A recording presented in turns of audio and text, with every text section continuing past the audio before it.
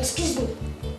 Yo mva ngubwire. I don't know which is which. Nagoze umwe muri ngako kumwe murasa mu wagira ngo muri nto bumeze nk'intoryi. Believe I didn't hear it very well. Hako mwabikora kimwe. You said that. Nigute wa ukimwabi naze muvuga ngo twibaza amaze nacu bazahita maza twitirira imbwa. We named Bobo and a boy. I said. Imbwa ngo bayita ngo Bobo indi bayita boy no nabivuze. Will you do about Urankora iki se nabivuze. Mosquitoes? Yega n'ubundi mwebwe muri imibu nta nubwo muri imbwa gusabwo muri imibu. We're still talking about giving our names to dogs. Ndacyabwa kwita imbwa none twese ko turi imibu. Mosquitoes. That is exactly what. Yega koko muri imibu muri hanyuma y'imbwa muri imibu muri nshwejegiri.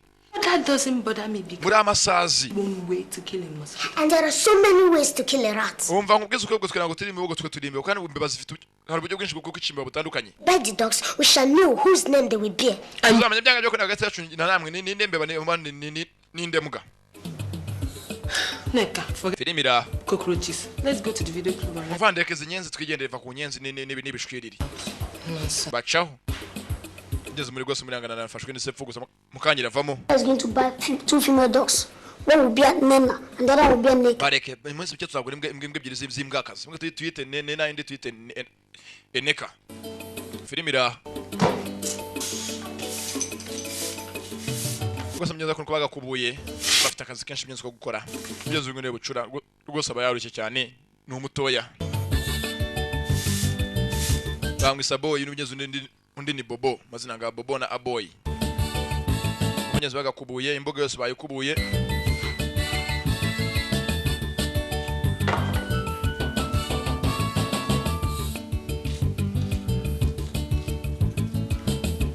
Babisimbwa babishwiriri imbeba n'ibyingezo byinshi rwose baba kwa babita ni nk'imfubyi.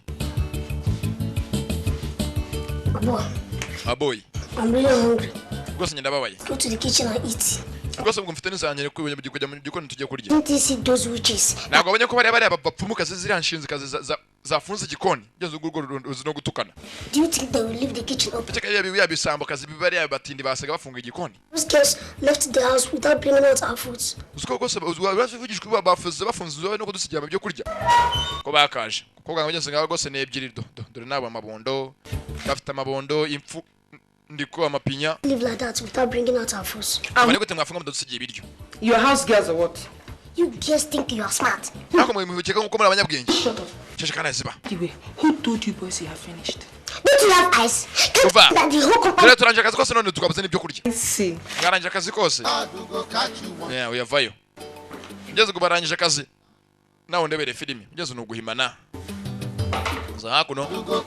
Batatanya gusa zumwanda. What are you doing? Bakubuye mugeze nako batagize ngo bwese utangiye kwanduza hano bakubuye. The compound is dirty again.